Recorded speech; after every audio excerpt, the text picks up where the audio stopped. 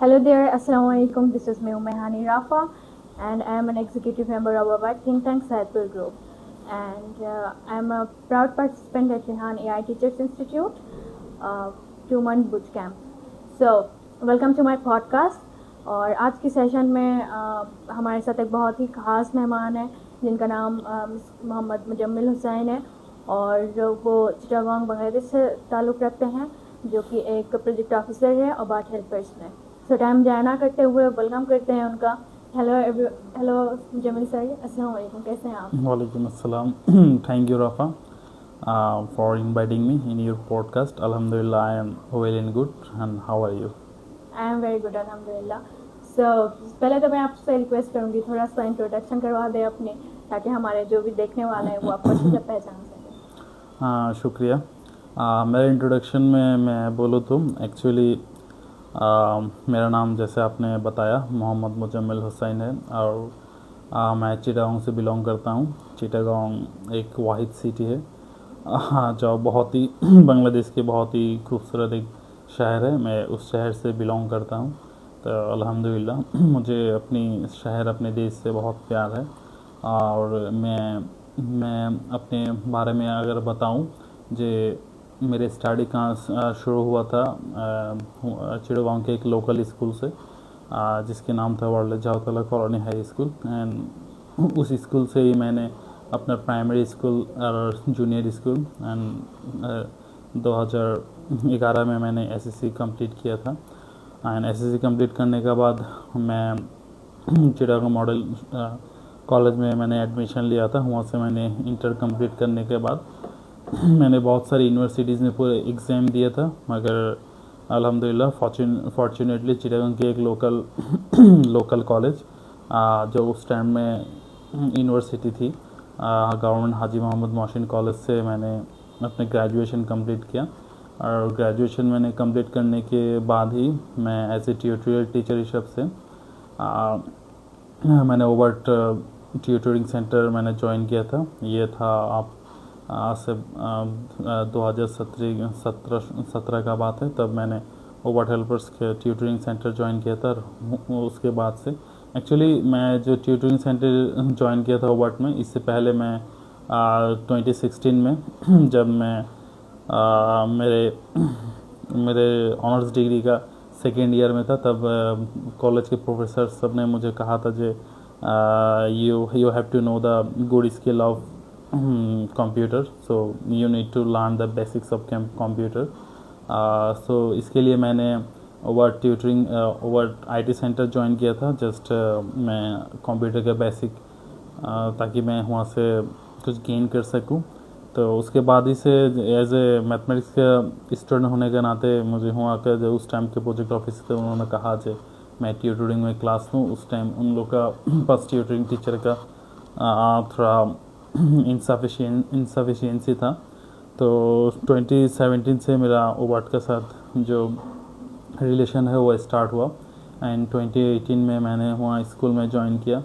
And 2022 में मैं promotion पा के प्रोजेक्ट ऑफिसर हुआ। और मैं अभी भी 2025 तक अल्हम्दुलिल्लाह मैं इस पोजीशन में अभी तक मैं अपने काम जारी रख रहा हूँ। तो मुझे बहुत ही खुशी है, मैं ऐसा एक ह्यूमैनिटेरियन ऑर्गेनाइजेशन के साथ काम कर रहा हूँ। मैं खुद का पर्सनल जहाँ पर ही मैं खुद का पर्सनल ग्रोथ में भी फोकस कर सक रहा हूँ। जैसे हम अभी रेहान एआई टीचर्स इंस्टीट्यूट के स्टूडेंट हैं, तो ये भी ओवर्ट का स्पॉन्सर किया जाने वाला एक प्रोग्राम है। इसके अलावा बहुत सारे ऐसे प्रोग्राम होते रहता है, जैसे हम लोग का एक अभी पाइथन कोर्स भी चल रहा है जो पाकिस्तान का एनईडी यूनिवर्सिटी के ग्रेजुएट सब वो प्रोग्राम तो रन कर रहे हैं। तो इस तरह से बहुत सारा लाइफ डेवलपमेंट स्किल ओवर्ट्स की तरफ से स्पॉन्सर किया जाता है, जो एक्चुअली सेल्फ डेवलपमेंट के अलावा खुद का पर्सनल डेवलपमेंट भी होता है और कम्युनिटी का डेवलपमेंट के लिए भी काम किया जा सकता है।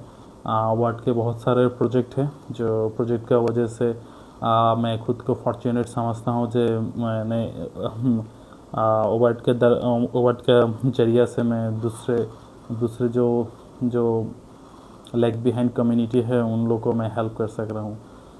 सो थैंक यू राफा, मैंने इंट्रोडक्शन में जो दे सका उसके लिए पूछने के लिए शुक्रिया। Thank you so much sir, आपने बहुत अच्छे से अपने बारे में बताया कि आपकी जर्नी विद अबाद और शुरुआत से आपकी education life and professional life. So step by step आपने बहुत अच्छे से बताया और हमें सुन के बहुत अच्छा लगा और हमारे सुनने वालों को भी आई होप ये सुन के बहुत अच्छा लगा होगा कि आप अवार्ड के साथ बहुत दिनों से काम कर रहे हैं, डिफरेंट पोजीशंस में रह चुके हैं और अभी आप प्रोजेक्ट ऑफिसर हिसाब से रह रहे हैं और ह्यूमैनिटेरियन वर्क कर रहे हैं। So that's great. सो मेरा नेक्स्ट क्वेश्चन आपसे ये है कि जैसे कि आप बहुत दिनों से अवार्ड के साथ हैं और काम कर रहे हैं ह्यूमैनिटेरियन, तो आपके कोई 3 ऐसी पर्सनैलिटी, कोई ऐसी शख्सियत का नाम बताएं जो आपकी फेवरेट है in your professional life. In my professional actually जब एक बच्चा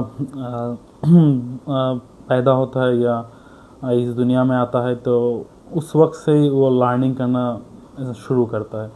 तो उसका हमेशा उसका पहला जो टीचर रहता है वो रहता है उसके पेरेंट्स। पहले वो अपने माँ से सीखता है, उसके बाद अपने बाप से सीखता है, उसके बाद अपने इन्वायरमेंट से सीखता है। तो मेरे भी साथ कुछ ऐसे हुआ जो मेरे असल में मैं यदि ऐसा कोई शख्सियत के बारे में बोलूँ जो who impacted in my life, तो फर्स्ट ऑफ ऑल आएगी मेरी अम्मी, जिसकी वजह से मैं जिनसे फ़र्स्ट लर्निंग किया हूँ मैंने इन्वायरमेंट हो या हर कुछ के बारे में जो नॉलेज है।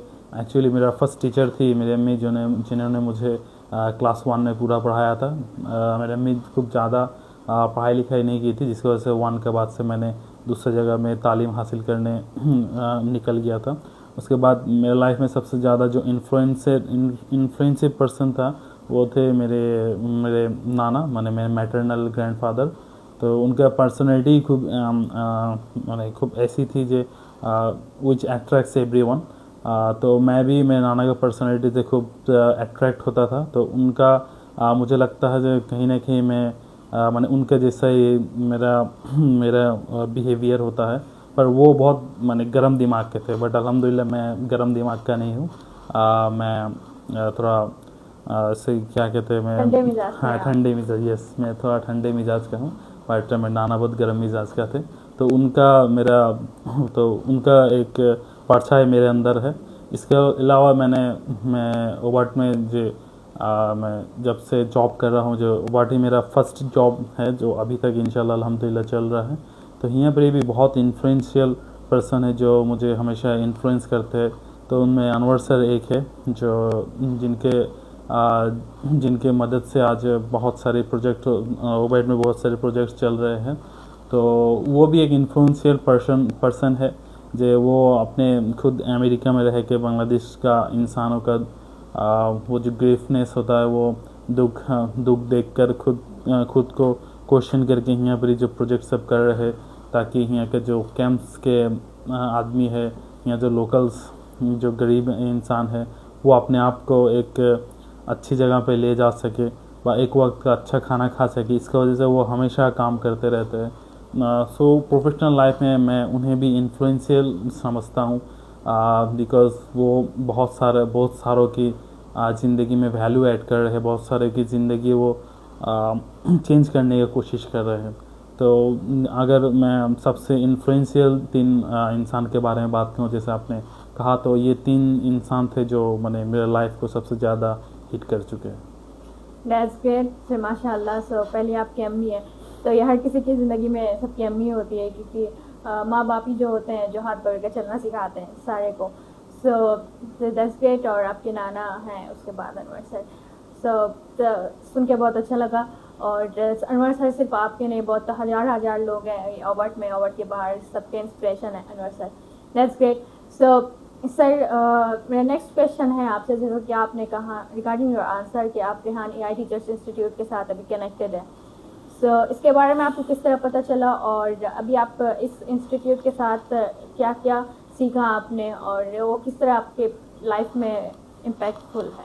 हाँ, thank you. Rehan AI teacher institute के बारे में मैं जो बताऊँ, एक्चुअली रेहान अल्लाह वाला साहब, मैंने रेहान AI टीचर इंस्टीट्यूट के बारे में मैं जब ही इस कोर्स में ज्वाइन किया तभी जाना इससे आगे मुझे इसके बारे में कोई इल्म या नॉलेज नहीं था। बट रेहान अल्लाह वाला साहब के बारे में मुझे कुछ नॉलेज था। हम लोग का जो प्रोजेक्ट मैनेजर है सोहेल अख्तर खान साहब, तो वो मुझे उनकी वीडियो कभी कभार फॉरवर्ड करते थे, जे ये देखो, ये सीखो, ये क्या बोल रहे हैं, इससे तालीम हासिल करो, ये हम लोग का बच्चा लोग में स्प्रेड करो। तो उनके बारे में मुझे मालूम था, बट उनका जो ये स्कूल है इसके बारे में मुझे कोई इल्म नहीं था। तो जब मार्च के महीने में जब अनवर सर के साथ रेहान अल्लाह वाला साहब का जब मीट हुआ, तो उन्होंने शायद कोई प्रपोज़ल था जो हम लोग का टीचर्स का जो बेच है वो बेच को इस्टेब्लिश करना, तो वो पहले बेच हो जो वार्ड की तरफ से उन लोग का साथ AI के रिलेटेड काम करे, उसके बाद जाके ये हम लोग का बच्चे में भी आस्ते आस्ते हम लोग स्प्रेड कर सके। तो उसके बाद से जब ऑर्गेनाइज होना शुरू हुआ तो तभी मुझे रेहान AI टीचर्स इंस्टीट्यूट के बारे में पता चला, उन लोग के जितना बड़ा एक प्लेटफॉर्म है इसके बारे में पता चला। तो यहाँ पर एक्चुअली सीखने का तो बहुत कुछ है, तब भी जो मुझे मैंने अच्छा लगा अभी तक, जैसे इंटरव्यू मैं आज इंटरव्यू कर रहा हूँ, तो मैं अगर मेरे बारे में बताऊँ तो मैं थोड़ा शाइनेस, मैंने बोलने में तो शाइनेस फील करता हूँ। तो अगर कोई इंटरव्यू बहुत ज़्यादा इंटरव्यू करे तो उसे बोलने में एक सहूलियत हासिल होगी, तो वो अच्छे से बात कर सकेगा। तो मेरे भी बारे में कुछ ऐसा ही है जो बोलने में जो हेजिटेशन आता है तो वो हेजिटेशन दूर होता है। इसके अलावा जो था टेडेक्स रिव्यू में ये अच्छा है जब मैं एक ग्रेट पर्सनैलिटी को सुन रहा हूँ तो उसके बाद से मैं इंस्पिरेशन ले रहा हूँ, तो अगर उसका मैं वीडियो बना रहा हूँ जो उसका मैं रिव्यू दे रहा हूँ। तो इस तरीके से मेरे अंदर जो रिव्यू देने का एक ये दुनिया में हर कुछ का एक रिव्यू आता है। जैसे मैंने एक मोबाइल यदि यूज़ किया तो इसका भी एक रिव्यू देना पड़ता है। तो इस तरह में रिव्यू कैसे क्रिएट करना पड़ता है, मैं उसके बारे में मुझे नॉलेज मिल रहा है, बस उसके बारे में मैं जान सक रहा हूँ। इसके अलावा जो कुछ AI टूल्स हम लोग यूज़ कर रहे हैं, जैसे सिस्टम AI, इससे जिन लोग की इंग्लिश कमज़ोर है वो लोग इंग्लिश में बात करके सहूलियत हासिल कर सकते हैं। इसके अलावा मुझे लगता है जो और कुछ फ्यूचरिस्टिक टूल है जो इस क्लास में होना चाहिए था, but I hope for the next class they will add some new tools for the next batch। तो अभी तक हम लोग एज ए फर्स्ट बैच हिसाब से जो लोग जो टूल सब सीखे हैं, I think that's are good for teach our students in future. But यदि अगर कोई नेक्स्ट बैच स्टार्ट हुआ तो मुझे लगता है कुछ प्रॉपर प्लानिंग होना चाहिए जो कुछ फ्यूचरिस्टिक टूल्स के लिए। Thank you so much for your honesty and great answer. तो जैसा कि आपने कहा कि अवार्ड से स्पॉन्सर है और आपने फिर रेहान स्कूल ज्वाइन किया, अवार्ड के बारे में थ्रू अवार्ड आपने जाना रेहान स्कूल के बारे में, और फिर आपने ज्वाइन किया, आप क्लासेस कर रहे हैं एक कोर्स में आप। मैं थोड़ी सी आपको रिक्वेस्ट करूँगी कि जो भी हमारे व्यूअर्स हैं उनके लिए एक छोटी सी मतलब 2-4 लाइन आप अवार्ड के लिए कहें कि अवार्ड, जैसे कि आपने कहा ह्यूमैनिटेरियन वर्क कर रहे हैं, क्या क्या प्रोजेक्ट है, तो अवार्ड क्या है और बांग्लादेश में कौन कौन सिटी में अवार्ड है और क्या क्या करते हैं। ये just in a short 2 minute आप जस्ट अवार्ड के बारे में थोड़ी बता दें हमारे व्यूअर्स के लिए।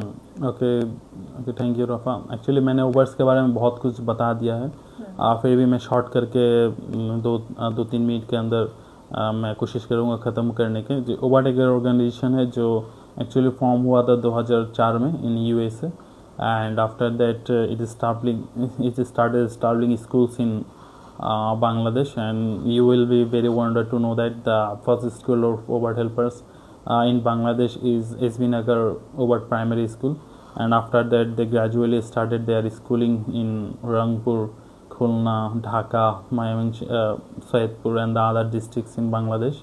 And as per I know that Overt helpers working in 7 districts in Bangladesh now, and we have many programs for the marginalized communities who are lag behind, and the communities who are living in the camps, and also for the some mainstream communities who are affected from the disaster and many natural calamities. So that Robert helpers, I must say that for Robert helpers, the passing the literacy rate of camps people is getting high. This is only possible for the Robert helpers working in the camps. So ये था मेरे 2 minute का एक overt के बारे में short introduction. Thank you so much viewers. Overt Helpers जैसे कि आप जानते हैं, we are from Overt Helpers and Overt Bangladesh के कई सारे सिटीज़ में है, जैसे कि सैदपुर, रंगपुर, बगुड़ा, ढाका, चिटागोंग, खुलना, जैसे कि सर ने कहा. सो ये सारे सिटीज़ में बहुत सारे प्रोजेक्ट्स हैं. आप हमें ज्वाइन कर सकते हैं in different positions, as a student, as a teacher, as a donor और as a adviser. So thank you so much अब तक के लिए. सो सर, मेरा नेक्स्ट क्वेश्चन आपसे ये है कि आप अपनी फेवरेट खाने के बारे में बताएं. आपको खाने में क्या क्या पसंद है? एक्चुअली खाने के बारे में मैं अगर बोलूँ जो एक्चुअली मेरा कोई फेवरेट खाना नहीं है और ऐसा कोई खाना भी नहीं है जो जिसे मैं ना पसंद करूँ. तो ये मैंने ये अल्लाह के दुनिया में हर कुछ मैंने अल्लाह ताला ने बहुत कुछ हलाल मैंने हलाल जो जिनिस सब है उस सब का वो सब बहुत सारा है. तो अल्लाह ताला ने जो सब भी हलाल किया मैं सभी खाता हूँ और सब खाना ही मेरे लिए फेवरेट है. बिकॉज़ खाने से कभी नफ़रत करना नहीं चाहिए और खाना कभी वेस्ट करना नहीं चाहिए. तो मैं हमेशा मैंने ये चीज़ अपने जहन में रखता हूँ जो इसके लिए मेरे सामने जो भी खाना आता है मैं कोशिश करता हूँ जो वो मेरे खाने भर में ले सकूँ और उसे मैं ख़त्म कर सकूँ. जो ऐसा नहीं हो जो मेरा बर्गर फेवरेट है तो मैं सिर्फ बर्गर ही खाऊँ, क्योंकि बर्गर है यू नो दैट बर्गर हुआ एक जंक फूड जो आदमी का जो इंसान का बदन में टॉक्सिक एलिमेंट को पैदा कर सकता है. इसके अलावा जो सब आप जैसे हम लोग का बांग्लादेश में मिलता है पालंग शाक, उसके बाद लाल शाक, तो ये सब खाने में उतना टेस्टी नहीं है बट ये इंसान के बदन के लिए बहुत अच्छा है. तो ये सब खाना हमेशा हमें हम लोग को खाना चाहिए. ये वाला खाना मुनासिब होता. सो इसके लिए खाने के बारे में अगर कहूँ तो I have no favourite food and I have not any food that I dislike. So everything is my favourite, but खाना मिलना चाहिए. That's great. हमने अब तक भी जब जितने लोगों के भी इंटरव्यूज़ किया सारे के कुछ ना कुछ फेवरेट्स होते हैं, biryani and all etcetera etcetera. But आप पहला ऐसा शख्स मुझे मिला है कि आपके कुछ भी फेवरेट नहीं है और बस खाने से मतलब है जो सेहत के लिए अच्छा हो. दैट्स ग्रेट, सुन के मुझे बहुत अच्छा लगा. सो मेरा नेक्स्ट क्वेश्चन आपसे ये है, अगर अब कभी आपको ये चांस मिले कि कोई कंट्री विजिट करना, तो आप कौन सी 2 या 3 कंट्री होगी जो आप जाना चाहेंगे और एक्सप्लोर करना चाहेंगे? Okay, thank you. This is also very tough question and also very easy. As being Muslim, I always dream to be visited Makkah and Medina. And after that, I always want to visit Germany. I love Germany football club, Germany football team and their clubs. So Germany always attract me from my childhood, and also Hitler. You know about Hitler? Yes. Hitler is one of my favorite personality. I do not know why. So that I always I read about Hitler in class 4 or 5, and from that time he is one of my favorite person, and for him and or for the culture of the Germany people, I love Germany country very much and also their football team.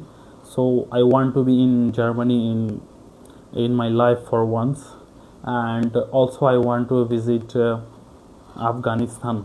Afghanistan is also my favorite country. You can say that their hills, their track, and their natural beauties always attracts me, and also their peoples attract me very much. And you asked me 3 countries, but I have 1 country left. I want to visit 4 countries in my life, and another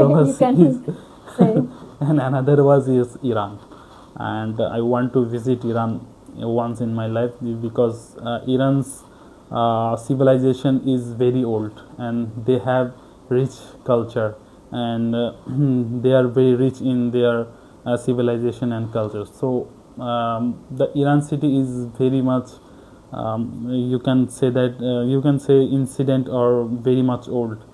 So I love to see the civilization of Iran. Okay, thank you so much. So जैसे कि आप चिटागोंग में रहते हैं तो वहाँ समंदर है, राइट? यस, आसपास समुंदर है, पहाड़ है वहाँ पर माने चिटागोंग एक ऐसा सिटी हुआ जहाँ समुंदर भी है, पहाड़ भी है। खुलना है, खुलना में सिर्फ समुंदर है मगर पहाड़ नहीं है। तो चिटागोंग में आपका समुंदर, पहाड़, इसके बाद जगह फाउंटेन, जो नेचुरल फाउंटेन होता है, वो नेचुरल फाउंटेन पूरा बांग्लादेश में शायद सिर्फ चिटागोंग में ही देखने को मिलता है। और कोई शहर ऐसा है जहाँ फाउंटेन मिलता है कि नहीं मुझे पता नहीं, बट चिटागोंग में आप जितने भी नेचुरल ब्यूटीज़ है you all can explore in Chittagong. Okay, so हम सब जानते हैं कि चिटागोंग बांग्लादेश की सबसे खूबसूरत जगह है और चिटागोंग डिवीज़न ही सबसे खूबसूरत है क्योंकि पूरे बांग्लादेश से लोग चिटागोंग जाते हैं अपने वेकेशन मनाने। सो मैं कहना चाह रही थी कि आपको अफगानिस्तान पसंद है जहाँ पर समंदर नहीं है। सो ओके, आपने वादिया है। यस, आपने समंदर इतने घूरा कि आपको अभी इस ऐसी सिटी में, कंट्री में जाना पसंद है जहाँ समंदर नहीं है। So that's okay. तो मैं कह रही थी कि आप चिटागोंग में रहते हैं और वहाँ जहाँ समंदर है और सब चीज़ें, पर आपको जाना है ऐसी कंट्री जहाँ पर कोई समंदर नहीं है। दैट्स ग्रेट कॉम्बिनेशन, बहुत अच्छा सेट है आपकी।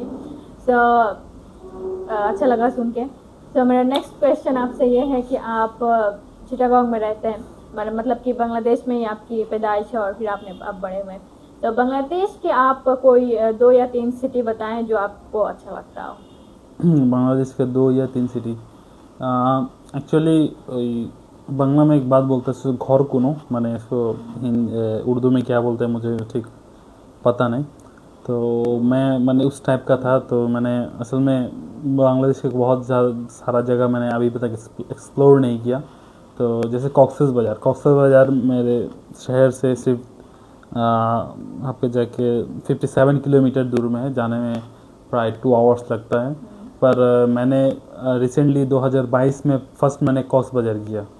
मैंने मेरे लाइफ में 2022 में मैंने फर्स्ट कॉक्स बाज़ार किया, इतने करीब में रहने के बाद भी। उसके बाद मैं अभी यहाँ पर और एक बहुत खूबसूरत जगह है पटुआखाली, कुआकाटा, पर मैंने वहाँ आज तक कभी नहीं गया। उसके बाद सिलेट है। सिलेट कहा जाता है जो one of the greatest beautiful places in Bangladesh, जहाँ पर बहुत सारा आपका टी गार्डन है। टी गार्डन की वजह से वो बहुत ही फेमस है। इसके अलावा सुनामगंज है जहाँ पर हावड़ की वजह से वो बहुत फेमस है। इसके अलावा आपके खुलना का सुंदरवन है, वो भी बहुत ही फेमस है। बट ये सब जगह में मुझे आज तक कभी जाने का कोई मौका नहीं मिला, मैंने कभी किया नहीं। एक्चुअली मेरा लाइफ तो ऐसा था जो मैं जैसा हूँ, मेरा कैरेक्टर जैसा है। मेरे 3 फ्रेंड है, बट 3 फ्रेंड के भी कैरेक्टर सेम है। मैं बाहर नहीं निकलता, वो लोग भी बाहर नहीं निकलते। हम लोग हमेशा प्लान बनाते हैं कि हम लोग एक जगह घूमने जाएंगे, तो जस्ट जाने के एक दिन आगे किसी एक का प्रॉब्लम हो जाता तो हम लोग नहीं जाते कहीं पर ही। तो इसकी वजह से हम लोग का बहुत सारा जगह एक्सप्लोर करना कभी पॉसिबल नहीं हुआ। और मैं सोलो ट्रैवलिंग कभी पसंद नहीं करता था, जो मेरे अंदर वो सोलो ट्रैवलिंग का कोई कीड़ा नहीं था, जिसकी वजह से मैं कोई जगह विज़िट भी नहीं कर सका, बाहर जा भी नहीं सका। तो इसके वजह से बांग्लादेश का बहुत कोई जगह के बारे में मेरे नॉलेज ही नहीं है। मैं सिर्फ गया हूँ तो चिटागोंग के रंगामाटी में गया, रंगामाटी, बांदरबोट, कॉक्स बाज़ार, एक जगह है जो जगह मैंने एक्सप्लोर किया अभी तक। बट मुझे लगता है जो एज पर मैंने जो सुना है जो पढ़ा है उसके ऊपर बेस्ड करके मैं कह सकता हूँ जो बांग्लादेश में अगर 3 सिटी बहुत खूबसूरत हो तो इसमें एक सिलेट होगा, एक चिटागोंग होगा और एक खुलना होगा। तो ये 3 सिटी में मेरे ख्याल से जो बांग्लादेश का हर खूबसूरती छुपी हुई है। Okay, great. सो मेरा नेक्स्ट क्वेश्चन है कि सो व्यूअर्स, हम आखिरी टाइम पर है ना, last but not the least में क्वेश्चन है आपसे कि आप अपनी कोई फेवरेट सब्जेक्ट बताएं और कोई ऐसी सब्जेक्ट जो आपको पढ़ने में अच्छा नहीं लगता था जब आप स्कूल में थे और फिर कॉलेज लाइफ में थे। जब एक्चुअली खूब शानदार क्वेश्चन है। एक्चुअली मैं जब स्कूल में था और कॉलेज में था, मैंने स्कूल लाइफ तो था मेरे लिए one of the best life. College life था same to same so that मैंने जब स्कूल में था मुझे हर सब्जेक्ट पढ़ने में खाने का जैसा हर सब्जेक्ट पढ़ने में अच्छा लगता था। हो वो इंग्लिश हो, वो मैथ हो, वो बांग्ला या हो वो इस्लामिक एजुकेशन, जो भी हो मैंने एवरीथिंग मुझे अच्छा लगता था। और जो मुझे मैंने जो सब्जेक्ट पढ़ने में अच्छा नहीं लगता, जैसे अभी मुझे कुछ पढ़ने में अच्छा नहीं लगता, चाहे वो मैथ हो या इंग्लिश या कोई भी सब्जेक्ट हो। मैं पढ़ाई लिखाई से बहुत कोसों दूर हूँ, और उस टाइम मैं पढ़ाई लिखाई के खूब करीब में था। मेरे टाइम में मैंने मेरे क्लास में सबसे अच्छे स्टूडेंट मैं था। तो उस टाइम मुझे पढ़ाई लिखाई में बहुत शौक था और हर किताब पढ़ने में मुझे अच्छा लगता था। तो उस वक्त और अभी का वक्त में बहुत डिफरेंट है। तो अभी जैसे कुछ भी अच्छा नहीं लगता पढ़ने में, पढ़ाई लिखाई से मैं कोसों दूर चला गया हूँ। बट मुझे अभी भी जो होता है जैसे कि कुछ फिक्शन हो या कुछ हिस्टोरी हो, ये सब पढ़ने में भी मुझे अच्छा लगता है। Okay, so that's great. ज़िंदगी में हर किसी की ज़िंदगी में ऐसा वक्त होता है कि सब पढ़ने में अच्छा लगता हो, फिर ऐसा टाइम आता है कि पढ़ने में अच्छा ना लगता हो। तो ये कॉमन है। और इस क्वेश्चन में भी आप पहला ऐसे है जो आपको हर सब्जेक्ट ही अच्छा लगता था आपके स्कूल टाइम में। So great. और आखिर क्वेश्चन मेरा ये है कि आप थोड़ी सी अपनी फैमिली के बारे में बताएं कि आपके घर में आपके कौन कौन रहते हैं। मेरे फैमिली के बारे में अगर बताऊं मुझे पर्सनली, मेरे एक छोटे भाई है और मेरे अब्बू है जो हम लोग का मैंने साथ अभी नहीं रहते। और मेरे दो बच्चे हैं छोटे, उन लोग का उम्र अभी 2 साल होगा माशाल्लाह। तो यही मेरा छोटा सा फैमिली है बस। माशाल्लाह, दैट्स ग्रेट। सो व्यूअर्स, ये थे मिस्टर मुजम्मिल हुसैन सर, और आई होप कि इनकी लाइफ जर्नी के बारे में सुन के आपको बहुत अच्छा लगा होगा। सो सर, मेरा आखिरी एक क्वेश्चन एडवाइस है कि आप अगर हमारे व्यूअर्स को कुछ मैसेज देना चाहें तो यू कैन। व्यूअर्स को अगर मैसेज में देना चाहूँ तो मैसेज यही होगा जे हम लोग अभी जो एरा में, जो इसे कहते हैं हम लोग बांग्ला में कहते हैं, जो इंग्लिश में कहते हैं एरा, तो जो एरा में हम लोग अभी रह रहे हैं इसे कहते हैं 4th इंडस्ट्रियल रेवोल्यूशन। तो इस रेवोल्यूशन में हम लोग को अवश्य मस्ट भी हम लोग को एआई अडॉप्ट करना चाहिए। अगर हम लोग एआई ठीक से अडॉप्ट नहीं करें, एआई टूल्स को हम लोग ठीक से अगर लर्न नहीं कर सके, तो जो अभी सबका दिल में जो डर है, जो एआई हो तो हम लोग का जॉब को रिप्लेस कर देगा।